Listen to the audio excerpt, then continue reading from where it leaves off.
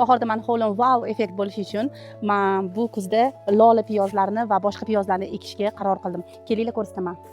Aynan Gollandiyadan maxsus mana shu lolalardan olib keltirdi. Qaranglar. Eng zo'r lolalarni piyozi bo'ladi. Kattaligini qaranglar buni. Katta piyozlar. Mana shuni hozir 12 sm chuqurlikda ekamizda va bahorda bepoyon lola zor bo'ladi.